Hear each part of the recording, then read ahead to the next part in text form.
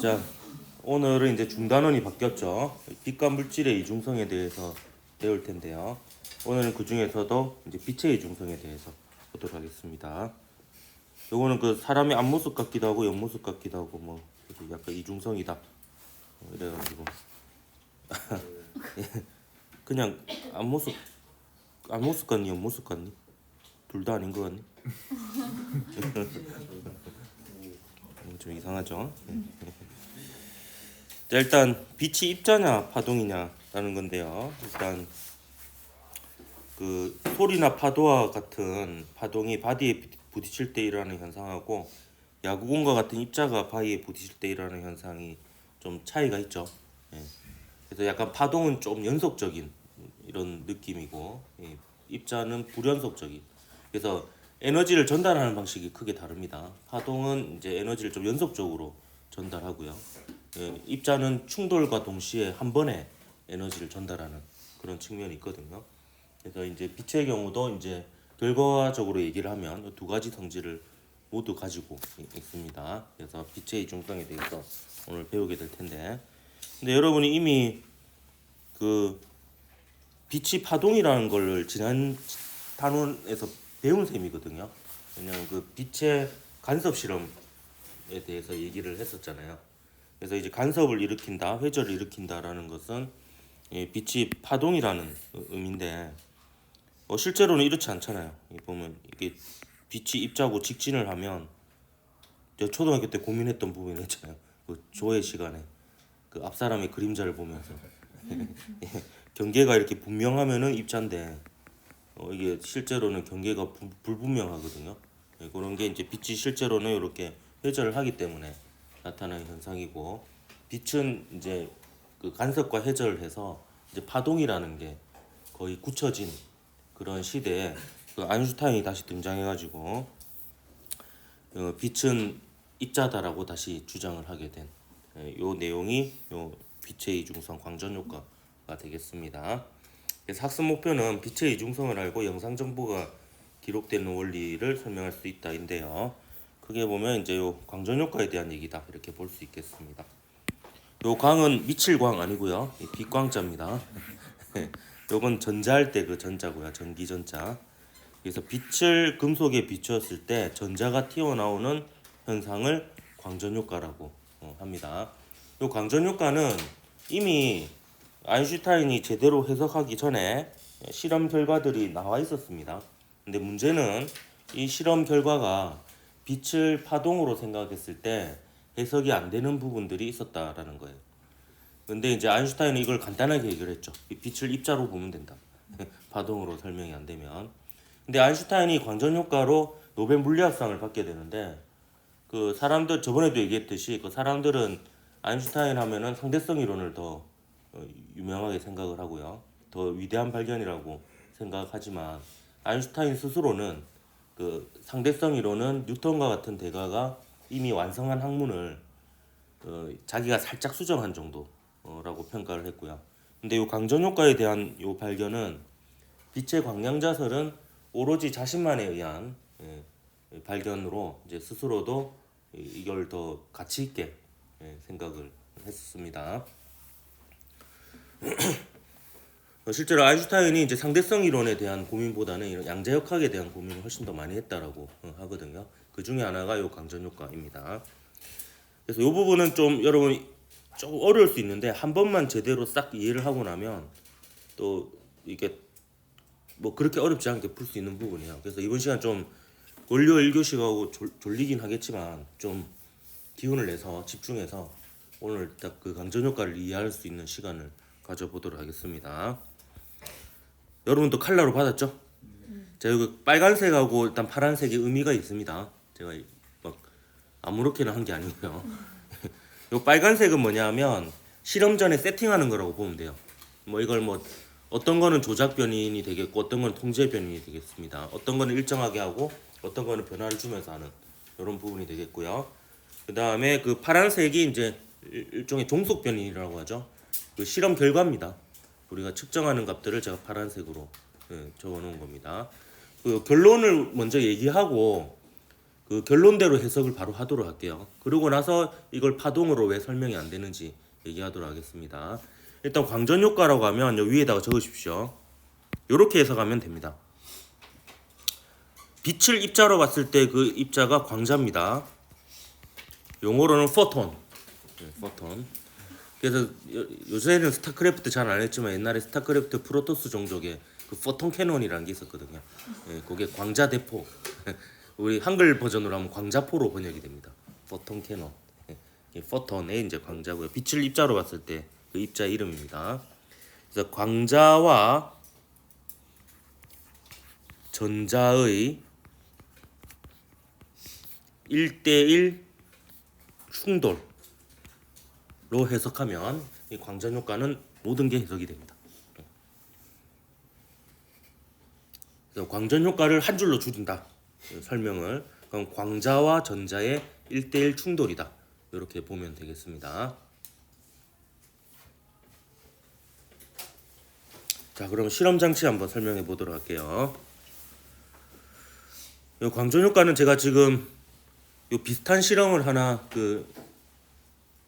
염두에 두고 있는데요. 그거는 이제 기말고사 끝나고 기회가 되면 실제로 플랑크 상수를 측정할 수 있는 실험을 한번 지금 구상하고 있는 게 있습니다. 그거는 이제 물론 제가 만든 건 아니고 다른 교과서에 있는 거를 우리 학교에 있는 그 기구로 어떻게 해보려고 지금 준비 중에 있는데 그건 할지 안 할지 모르겠습니다. 이때 아까 플랑크 상수를 했는데 요 H가 플랑크 상수예요. H가 우선 이게 실험 장치를 보면 여기 금속판이 있고요. 이 금속판에 단색광을 쏘옵니다. 이 단색광은 진동수가 한 종류인 빛입니다. 색이 하나인 빛이다. 이런 뜻이고요. 근데 이걸 우리는 이제 광자라고 이제 생각을 할 거예요. 광자가 이제 던져지는 겁니다. 그다음에 이 광자하고 이 금속판이 부딪혀서 금속판에 있는 전자가 충분한 에너지, 그러니까 원자핵으로 구속으로부터 벗어날 수 있는 충분한 에너지를 얻게 되면 이 전자가 튀어나오게 됩니다. 요게 이제 광전 효과인 거예요. 이때 이 쏘아주는 빛의 진동수 있죠? 이 진동수가 결국에 광자 한 개의 에너지를 의미하게 됩니다.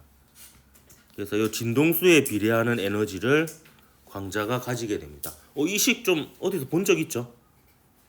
그 수소 스펙트럼 할 때, 이게 수소 스펙트럼도 그거였잖아요. 이제 전자가 한번 전이할 때마다 광자 하나를 흡수하거나 방출한다라고 얘기를 했었잖아요. 그때 광자 한 개 에너지가 플랑크 상수 곱하기 진동수였습니다. 그래서 은연중에 그때도 광자라는 개념을 사실 썼었습니다.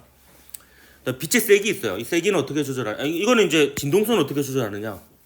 빨간색 했다가 파란색 했다가 자외선 했다가 이러면 이제 진동수가 조절이 되는 겁니다. 광원을 바꾸는 거죠. 그 다음에 세기는 어떻게 조절하느냐면 세기는 일단 결론적으로 광자의 개수입니다. 이게 표준인지 이게 표준인지 모르겠다. 일단 이렇게 적을게요. 개수가 맞나? 개수가 맞나? 개수가 맞아요? 아, 시끄럽 또 틀려난. 어쨌든 요 광자의 세기는 광자의 개수인데 이건 어떻게 조절하냐면 그 조리개를 열었다 닫았다 하는 거예요. 조리개. 아니면 구멍 자체를 이제 작은 구멍을 넣으면은 이제 광자의 개수가 적은 거고 큰 구멍을 광원 앞에 놔두면은 광자의 개수가 많은 거고.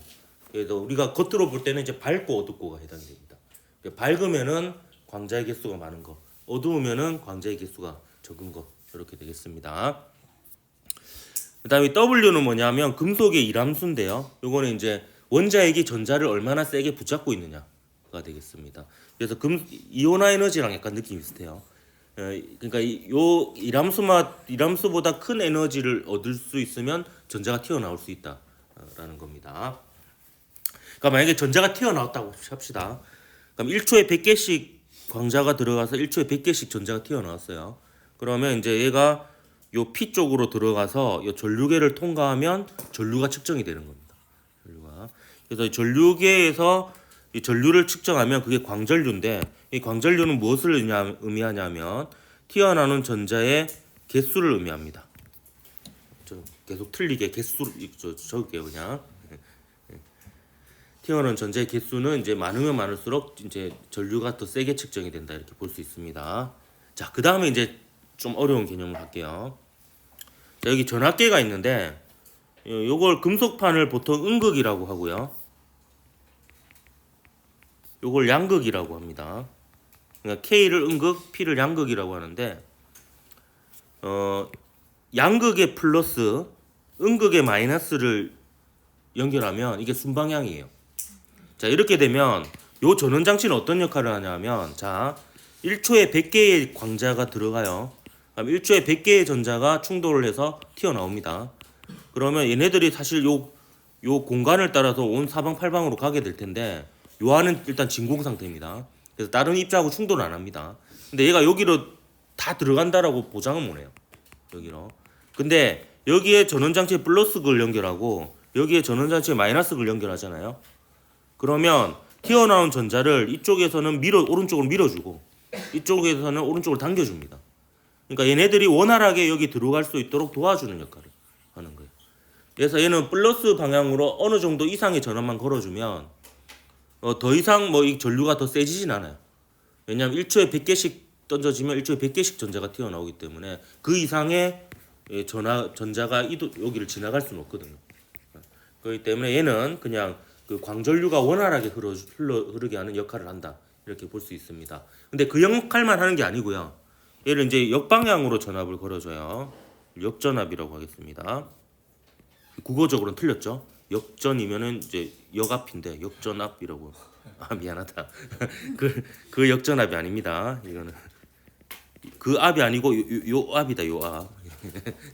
역전압. 자, 이렇게 역전압을 걸어주면 문제가 생기는 게 1초에 100개씩 광자가 갔어. 1초에 100개씩 전자가 튀어나왔습니다. 그래서 여기로 들어가려고 하는데 역전압을 걸어버리면 여기가 플러스니까 얘가 오른쪽으로 가려는데 왼쪽으로 잡아당겨버리고, 얘가 이제 들어가려고 하는데 여기가 마이너스니까 밀어냅니다. 그럼 이제 낙오자가 생기기 시작해요. 역전압을 걸기 시작하면. 근데 역전압을 점점 키우다 보면 어느 순간에는 이제 모든 전자를 다 막아서는 순간이 생기게 됩니다. 그럼 이제 튀어나온 전자 중에서 가장 에너지가 큰 녀석도 막아버리는 거죠. 그래서 얘가 역전압으로 걸어가지고 전압을 점점 키운 다음에 광전류가 점점 작아질 텐데요. 광전류가 딱 0이 되는 순간에 전압을 재요. 그 전압이 정지전압 혹은 저지전압이라고 하는 겁니다. 그러니까 전자를 정지시켰다, 저지시켰다, 약간 이런 의미죠. 그럼 그 전자의 그 정지전압이 전자의 최대 운동에너지에 비례한다 이렇게 볼 수 있습니다. 가장 에너지가 큰 녀석도 막아낸 전압이기 때문에 정확하게는 그 정지전압에다가 전자의 전압을 곱하면 튀어나오는 전자의 최대 운동에너지가 됩니다. 근데 물리학원에서는 정확한 공식을 알 필요는 없고요. 그냥 요 정지전압의 개념과 이 정지전압이 결국에 튀어나오는 전자의 최대 운동에너지에 비례한다 라고 이렇게 생각하면 되겠습니다. 자, 그러면 이제 이 실험 결과를 이제 아인슈타인의 광량자설로 설명을 할 건데요. 이걸 본격적으로 설명하기 앞서 엘리건트 유니버스라는 책에 나와 있는 내용을 좀 소개하도록 할게요. 이게 브라이언 그린이라고 이제 과학 전문 기자인가? 하여튼 그래요. 되게 그 과학책을 기자는 교수님인 것 같기도 하고. 제 기억이 잘 안 나는데요. 어쨌든 그 과학 관련 교양 도서를 베스트셀러를 많이 썼던 그 작가이기도 한데요. 그 사람이 이제 비유한 표현이에요. 좀 웃기지만 표현을 하도록 하겠습니다. 말도 안 되지만 약간 이걸 이해하는 데 좀 도움이 됩니다. 그 사막에 어떤 큰 여관이 있어요. 여관이. 그 여관에는 약간 미친 주인이 한 명 살고 있고요. 그 미친 주인은 그 여관이 굉장히 큽니다. 그 지하에는 이제 주인이 몰래 만든 감옥이 있는데요. 이게 그 여관에 이제 투숙한 투숙객들이 들어오면은 아이들만 골라가지고 납치해가지고 그 지하 감옥에 가둬놔요. 그러면 이제 그 아이들이 전자의 비유가 됩니다. 그 감옥이 금속이고요. 그래서 전자를 이제 이렇게 납치해가지고 아이들을 이제 가둬놓고요.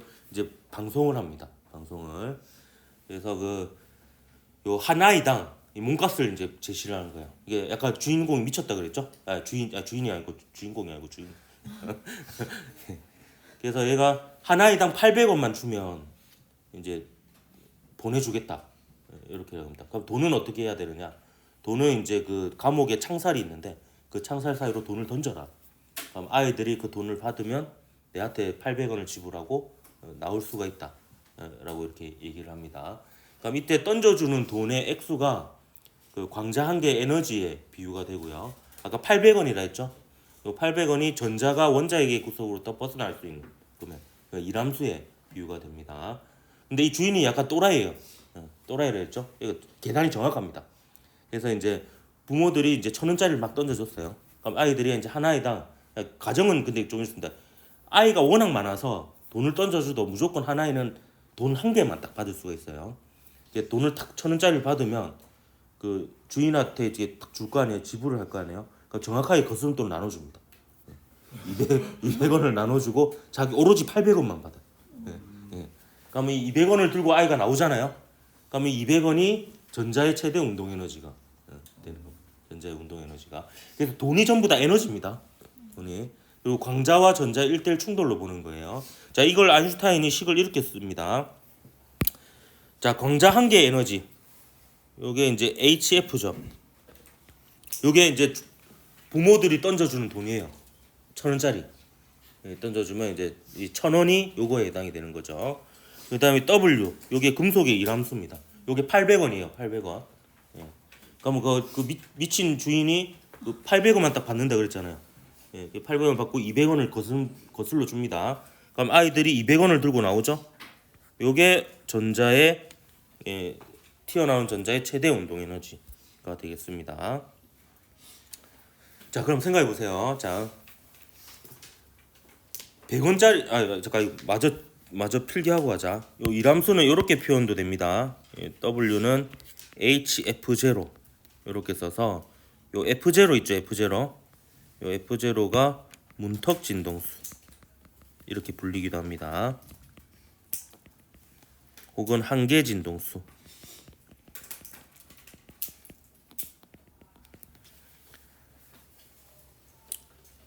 자, 실험 결과를 보면 이래요. 자, 보면 진동수가 이제 특정 진동수 이제 그러니까 거기에다 플랑크 상수 곱하면 800원이죠. 이거보다 이하인 돈을 던져준다라고 칩시다. 100원짜리를 던져줘요. 100원짜리를 1초에 100개 던져줘요.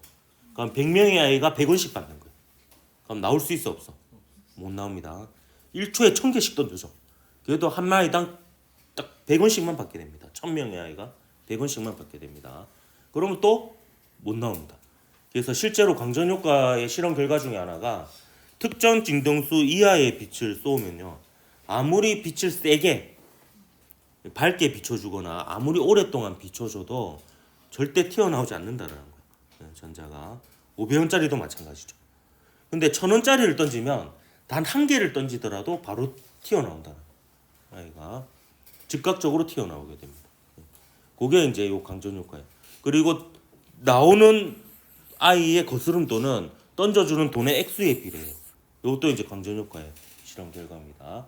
그래서 1,000원짜리를 던져주면 200원 들고 나오고 5,000원짜리를 던져주면 4,200원 들고 나오고 만원짜리를 던져주면 9,200원을 들고 나온다. 이게 이제 광전 효과의 실험 결과거든요. 이게 왜 입자성이냐? 파동이라면 에너지를 이렇게 돈 던지듯이 이렇게 불연속적인 값으로 던지는 게 아니에요. 1, 2, 3, 4, 5, 6, 7, 8, 9, 10 이렇게 연속적으로 에너지가 가는 거예요. 그렇기 때문에 전자가 에너지를 축적해서 800이 되어야지 나올 수 있거든요. 그러니까 즉각적으로 전자가 나올 수도 없고 오랜 시간 센 빛을 계속 비춰주다 보면 언젠가는 800원을 축적해서 나올 수 있어야 돼요. 근데 이제 그런 일이 일어나지 않는 것으로 보아 요 전자가 에너지를 받는 방식은 불연속적으로 한 번에 그 에너지를 한 번의 충돌로 즉각적으로 받는다라고 해석해야지 요 모든 게 해결이 되었다 이렇게 볼 수가 있습니다. 그래서 그 실험 결과를 정리해 보면 이렇습니다. 그 던져주는 돈의 액수가 800원보다 크기만 하면, 그러니까 빛의 진동수가 특정 진동수, 문턱 진동수만 크기만 하면 아까 그 식에서 보면 운동 에너지가 양이 되죠. 얘가 얘보다 크면 얘가 양수가 될 수 있죠. 그러니까 양수가 될 수 있다는 것이 2분의 1 mv 제곱이 해당하는 V가 존재할 수 있다라는 거예요. 음수가 되면 V가 허수가 돼 버리잖아요. 허수는 자연에 존재하지 않는 숫자입니다. 그렇기 때문에 요게 이제 양수다. 그 말은 튀어나오는 전자가 에너지를 가지고 나올 수 있다라는 게 됩니다. 이때 이제 광전자가 방출된다. 제가 광전자라고 하지만 그냥 일반적인 전자하고 똑같은 전자입니다.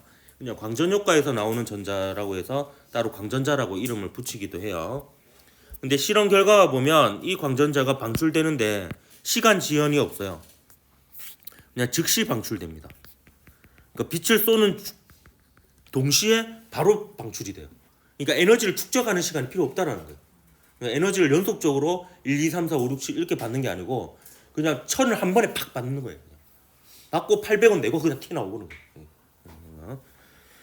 이때 튀어나온 전자의 에너지는 이제 정지 전압으로 측정할 수 있고 개수는 이제 전류로 측정할 수 있는데 이때 튀어나오는 전자의 에너지는 그러니까 아까 거스름돈이죠. 거스름돈은 던져주는 돈의 액수, 광자의 에너지에 비례했죠. 요거는 이제 진동수에 비례하는 거고요. 그 다음에 1,000원짜리를 1초에 100개 던지다가 그럼 1초에 100명의 아이가 나오게 되는데 1,000원짜리 1초에 1000개씩 던지면 1초에 1000명의 아이가 나오겠죠.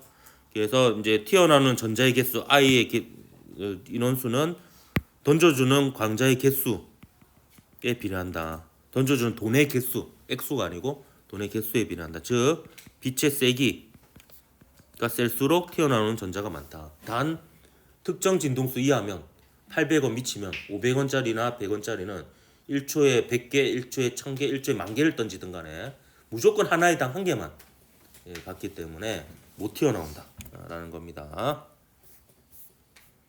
그래서 요거를 이제 실험 결과로 보면 이렇게 되는데요. 자, 특정 진동수 800원이죠. 여기도 플랑크 상수 곱하면 특정 진동수보다 큰 진동수, 그러니까 1,000원짜리나 5,000원짜리나 이런 것의 빛은 그 세기, 그러니까 던져준 돈의 개수하고 관계없이 비추는 즉시 전자가 방출됩니다. 그리고 방출되는 전자의 최대 운동 에너지, 거스름돈이죠. 이 거스름돈은 빛의 세기, 던져주는 돈의 개수하고는 관계없이 빛의 진동수, 던져주는 돈의 액수하고 관계가 있다. 그래서 1,000원짜리를 던지면 200원, 5,000원짜리를 던지면 4,200원을 들고 나온다. 자, 요 두 개는 빛의 입자성으로만 설명이 가능합니다. 그러니까 에너지를 불연속적으로 한 번에 전달해야지만 이게 가능한 결과예요. 근데 다의 결과는 입자성이든 파동성이든 다 설명 가능합니다.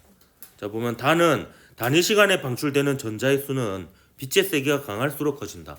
요거를 이제 빛의 입자설로 설명하면 던져주는 빛의 세기가 세다라는 거는 던져주는 돈의 개수가 많다라는 거니까 그만큼 많은 아이들이 돈을 받고 나올 수 있는 거예요. 근데 이게 파동성으로 설명 가능한 게 빛의 세기가 세면 파동으로 봤을 때 에너지가 큰 거거든요. 파동의 에너지가. 그러면 전자가 그 800원을 축적해서 나올 가능성이 높아지는 거예요. 그러면 이제 많이 튀어나올 수 있는 겁니다. 그래서 다의 결과는 입자성으로만 설명할 수 있는 결과는 아니에요. 근데 가와 나는요, 이 빛이 만약에 에너지를 연속적으로 주잖아요. 그럼 즉시 방출될 수가 없어요. 예. 왜냐하면 800원을 이게 쌓는데 시간이 걸려요. 예. 그리고 방출되는 전자의 에너지는 그 진동수하고만 관계 있을 수가 없습니다. 예. 빛의 세기가 세면 그만큼 더 많은 에너지를 가지게 될 가능성이 높아지게 되는 거예요. 파동이면. 예. 그래서 이런 것들은 이제 빛의 입자성으로만 설명이 가능한 부분이다. 그래서 광전 효과가 빛의 입자성을 설명할 수 있는 대표적인 실험 결과로 이렇게 알려져 있는 겁니다. 자, 그러면 광전 효과는 어디에 이용이 되느냐? 자, 이름이 자 여러 가지인데 보면 광다이오드, 태양전지, 광센서, 광전관, 전화교랍소자 다 태양전지입니다. 이렇게 생각하면 돼요. 전부 다. 결국에 빛 에너지를 전기 에너지로 바꿔주는 거예요. 전부 다 결과적으로. 근데 이름 좀 유의하세요. 광다이오드 하고요. 발광다이오드는 거꾸로입니다. 완전히.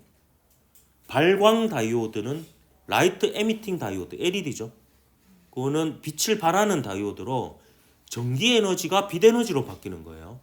근데 얘는 거꾸로입니다. 빛 에너지가 전기 에너지로 바뀌는 겁니다. 그래서 리모컨 같은 경우에 이제 리모컨 버튼을 누르면 리모컨 앞에 있는 그 LED 있죠. 거기서 적외선이 나오거든요. 그게 발광 다이오드고 TV에 있는 수신부에 있는 게 광다이오드예요. 그래서 이제 요거는 태양 전지하고 에너지 변환 과정이 똑같죠. 구조는 이렇습니다. 다 이미 배운 거예요. P형 반도체, N형 반도체 접합되어 있어요. 그다음에 여기에 이제 띠 간격 혹은 띠 틈이라고 하죠. 이걸 띠 틈이라고도 하죠. 이 띠 틈에 해당하는 빛을 쏘거나 아니면 띠 틈보다 좀 더 큰 빛을 쏘게 되면 그러면 이제 P형 반도체 원자가 됐던 전자가 띠 틈 이상의 에너지를 얻을 수 있으니까 높은 에너지 준위로 전이할 수 있게 됩니다. 그래서 이렇게 빛을 비춰주면 여기에 양공과 전자의 쌍이 계속 생기게 돼요. 그럼 여기 양공이 쌓이고 여기 전자가 쌓이면 여기 전자를 밀어주고 양공을 밀어주고 하겠죠. 그럼 여기에 양공과 전자가 결합하게 되고 그럼 양공은 이렇게 움직이게 되는 거고요. 전자는 이렇게 계속 움직이게 되는 겁니다. 그러면 결과적으로 이 방향으로 전기장이 만들어지는 상황이라고 볼 수 있어요. 그래서 얘가 이제 전지의 역할을 하면서 회로에 전류를 흐르게 하는 역할을 하게 됩니다. 그래서 결과적으로 보면 빛 에너지가 이제 전기 에너지로 바뀌는 과정이다라고 볼 수 있죠. 자, 이걸 활용한 예들을 몇 가지 보여주도록 할게요. 이게 도난 경보기입니다. 자, 도난 경보기는 어떻게 되어 있냐면 이렇게 되어 있습니다. 여기 전자석에 전자석이 있고 이 금속 맞대가 있어요. 이게 이제 빛을 비춰줘요. 빛을 비춰주면 이게 광전류가 흐르겠죠. 광전류가 흐르면 이게 전자석이 됩니다. 그러면 얘가 이제 금속 맞대가 여기에 붙어버리겠죠. 붙어버려서 이게 회로에 끊기게 돼요. 끊기게 되는데 도난 경보기는 이제 도둑이 들어오잖아요. 도둑이 들어오면 요 사이를 이제 빛이 가리게 되면 그 막 레이저 이렇게 막 왔다 갔다 하고 이런 거 영화에서 본 적 있잖아요. 빛을 가리면 더 이상 광전 효과가 안 일어나요. 그럼 전류가 안 흐르죠. 그럼 이 전자석이 기능을 상실하겠죠. 그럼 전기력보다 요 탄성력이 더 커지니까 자기력보다 탄성력이 더 커지니까 이거 탁 붙어버립니다. 그러면 이제 경보가 울리게 돼요. 이게 이제 도난 경보기의 원리다 이렇게 볼 수 있습니다. 그러니까 평소에는 광전 효과가 일어나는데 이제 도둑이 지나오면 광전 효과가 안 일어나면서 그걸 감지하게 되는 이런 방식이 되겠습니다. 요 화재 경보기도 비슷해요. 화재 경보기는 이제 거꾸로인데요. 자, 여기에 이제 그 광 센서가 있습니다. 광 센서가 요 빛을 평소에는 이제 이렇게 비춰주고 있어요. 이쪽으로는 빛이 안 갈 거 아니에요. 빛이 안 가는데 연기가 들어와요. 연기 때문에 빛이 산란을 하게 됩니다. 그럼 여기에 평소에는 안 오던 빛이 오게 되죠. 그럼 광전 효과가 일어나겠죠. 그럼 그 광전류를 신호로 해서 도난 경보기가 울리게 되는 거예요. 이거 화재 경보기가 울리게 되는 겁니다. 이런 식으로 광전 효과는 사실 광범위하게 엄청나게 많이 쓰이고 있습니다. 그 대표적인 게 이제 전화결합 소자 CCD입니다. CCD. 요거는 이제 디지털 카메라나 자동차 후방 카메라, 스캐너, 내시경, 천체망원경 되어 있는데 결국에 디지털 카메라예요. 디지털 카메라. 요거는 이제 컬러 영상을 이제 저장하는 원리인데요. 이거는 뭐 간단해요. 요 아까 그 태양 전지 있잖아요. 광다이오드. 그걸 됐다 작게 만드는 거예요. 작게 만든 다음에 그 앞에다가 빨간색 셀로판지, 초록색 셀로판지, 파란색 셀로판지를 댑니다. 뭐 셀로판지를 했지만 실제로는 필터겠죠. 그러면 이 빨간색 필터를 지나간 빛은 빨간색 빛이 되는 거잖아요. 이거는 초록색 빛만 통과할 거고 파란색 빛만 통과할 겁니다. 그러면 그 빛의 세기에 따라서 빨간색 빛의 세기, 초록색 빛의 세기, 파란색 빛의 세기에 따라서 각각의 흐르는 광전류의 세기가 다를 거예요. 그러면 이제 빨간색 빛의 세기가 얼마고 초록색 빛의 세기가 얼마고 초록색 빛의 세기가 얼마인지를 알게 되는 거죠. 그러면 그게 컬러 정보예요. 컬러 정보. 그럼 요 세 개를 하나 조합하면 이제 컬러 영상의 정보가 한 화소가 되는 거죠. 한 화소가.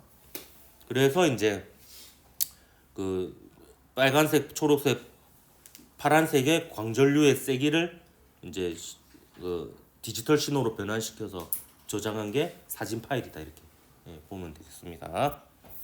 요거를 이제 요 빛 신호 자체는 이제 우리가 자연적인 신호, 연속적인 신호, 아날로그인데요. 그거를 이제 디지털 신호로 RGB의 그 세기로 이제 저장을 하고요. 그걸 최종적으로 이제 화면에 다시 나오게 할 때는 빛 신호로 다시 아날로그 신호로 우리가 볼 수 있게 이렇게 해주는 이런 과정이다. 이렇게 보면 되겠습니다. 자, 요거와 관련해서 이제 간단한 이 실험이 있고 이 실험은 말고 이제 추가로 제가 실험을 기획하고 있는데 요거는 그 형광무늬 같은 경우에도 약간 이 광전 효과하고 좀 관련이 있어요. 형광무늬 뭐냐면 지금 여기서는 안 보이는데 자외선 등을 비추면 보이는 무늬가 있어요. 이거는 왜 그렇게 생기냐면 자외선이 빨주노초 파남보 가시광선보다는 진동수가 크죠. 그래서 이 형광물질은 그 자외선을 흡수할 때 에너지 준위를 2단계 올라갑니다. 그리고 에너지 준위를 다시 내려올 때는 1단계씩 내려와요. 그래서 자외선을 흡수하고 방출할 때는 그보다 에너지가 작은 가시광선을 방출하게 돼요. 그래서 이제 우리가 평소에 보이지 않던 그런 걸 볼 수 있는데 한번 보도록 할까요?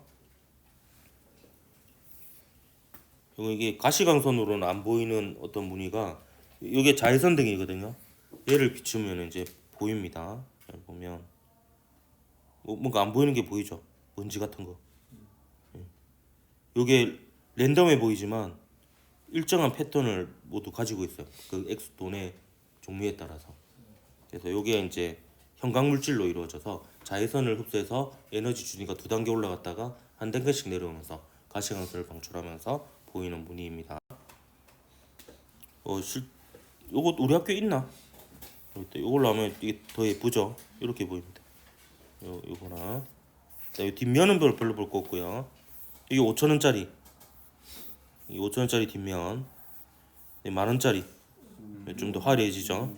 뒷면 50,000원짜리 이렇게 보입니다. 이게 외국 카페도 보면 되게 재밌어요. 외국 카페도 대부분 다 있거든요. 그래서 저도 이제 해외여행 가거나 이러면 이제 지폐 들고 가서 여기 비춰보고 이러고 이상하죠. 그다음에 이거 광다이오드라는 전류 발생 관찰하기 실험은 이거는 이제 그냥 광전류만 한번 측정해 보는 거예요. 그러니까 이거는 사실 빛의 입자성을 이렇게 보여주는 실험은 아니긴 합니다. 그냥 실험 간단해요. 그냥 요 광다이오드를 전류계에 연결하고요. 빛을 비춰보는 겁니다. 가까이 하면은 광전류가 세고요. 멀리 하면 광전류가 약하고 뭐 이 정도만 볼 수 있는 거거든요. 이거는 이제 해보면 이제 멀티미터 대신 요 전류계 대신에 멀티미터를 이용해서 이건 실험을 한 거고요. 멀티미터가 좀 더 정교한 것 같더라고요. 이게 실험을 해보니까. 이걸 보면 잠깐.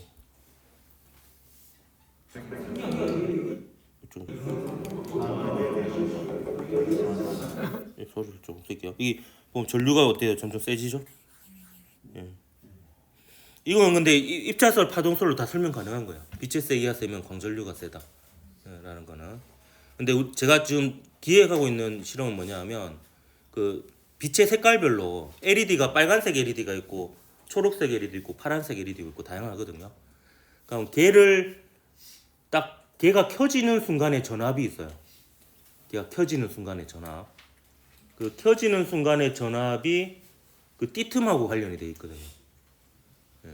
그래서 그거를 이용해서 이제 여러 색깔의 빛으로 그 LED로 그 실험 딱 켜지는 순간에 전압을 재보면 그걸 그래프로 그려보면 그 플랑크 상수를 측정할 수가 있어요.